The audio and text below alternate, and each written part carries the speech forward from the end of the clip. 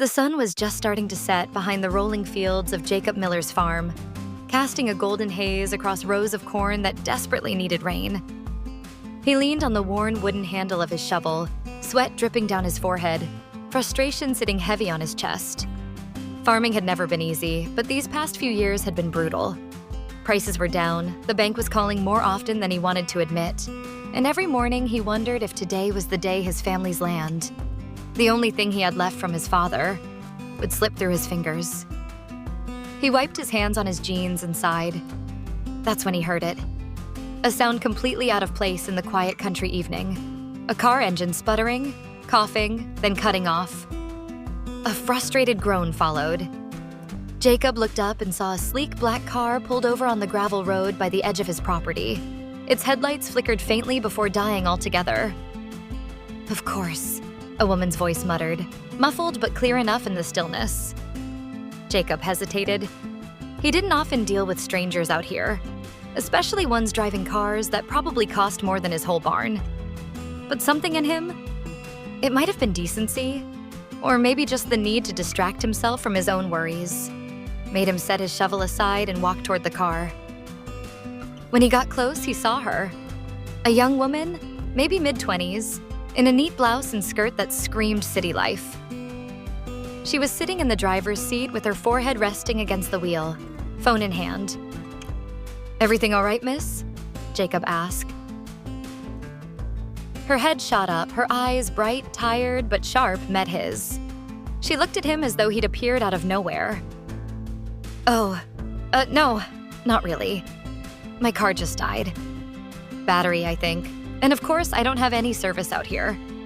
Figures. Jacob gave a small nod, pushing down the urge to smile at her obvious frustration. "Well, you're in luck. I can take a look. Mind if I pop the hood?" She blinked, then quickly stepped out. The heels she wore sank slightly into the gravel and she grimaced. "Please, be my guest. I just need this thing to work. I can't exactly walk 10 miles in these shoes." Jacob chuckled softly as he lifted the hood. One glance told him what she'd guessed. Battery issue. He went back to his pickup, grabbed jumper cables, and within a few minutes had her engine rumbling again. "There you go," he said, brushing his hands against his jeans. The girl exhaled a breath of relief. "You're a lifesaver. Thank you." "Just doing what anyone around here would," he replied. But she studied him a little too long, like she was trying to figure him out. Then, unexpectedly, she smiled. "I'm Claire, by the way." "Jacob," he answered. For a moment, there was silence, just the sound of cicadas buzzing in the evening air. Claire looked around. The open fields, the distant barn, the sagging fence that could use mending. "This is your farm?" "Been in my family 3 generations," Jacob said quietly, trying to keep it that way. Something flickered in her eyes. Not pity exactly, but recognition. "That must be tough these days." Jacob's jaw tightened. "It is."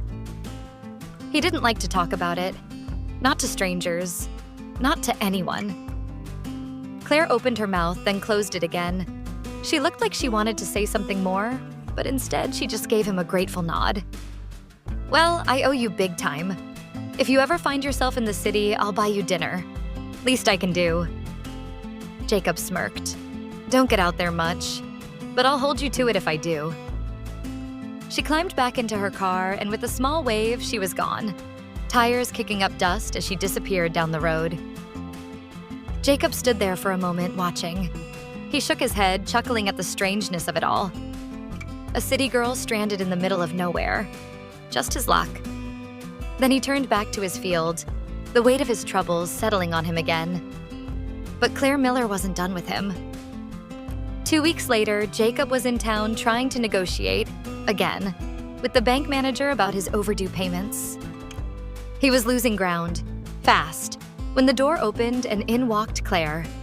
Her heels clicked against the tile floor, her presence so out of place in the small-town bank that everyone turned to look.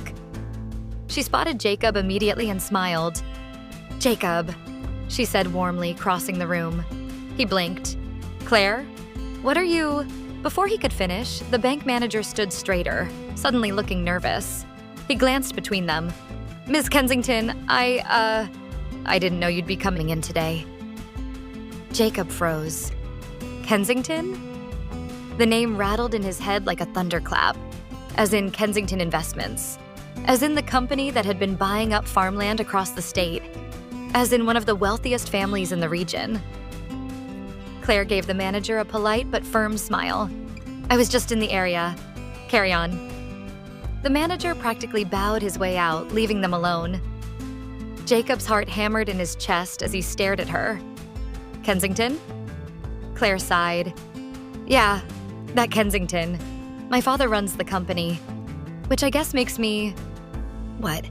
The daughter of the man who's probably been giving you nightmares?" Jacob stepped back, his hands curling into fists. "Your family is the reason farmers like me are going under. You let me fix your car without saying a word?" Her eyes softened. "I didn't hide it. I just didn't think it mattered in that moment. You helped me without asking who I was. And for what it's worth, I don't agree with everything my father does." Jacob wanted to believe her, but anger and mistrust swirled inside him. "Then why are you here?" She hesitated, then pulled in a breath. "Because I've been thinking about that night. About you. You didn't see me as a Kensington. You just saw a girl stranded on the side of the road. And… I don't know, Jacob. Maybe I wanted to see if there's a way I can help." He studied her, searching her face for deception, but all he saw was honesty. And something else, something that tugged at him. "I don't need pity," he said finally. "I'm not offering pity," she replied softly. "I'm offering a chance."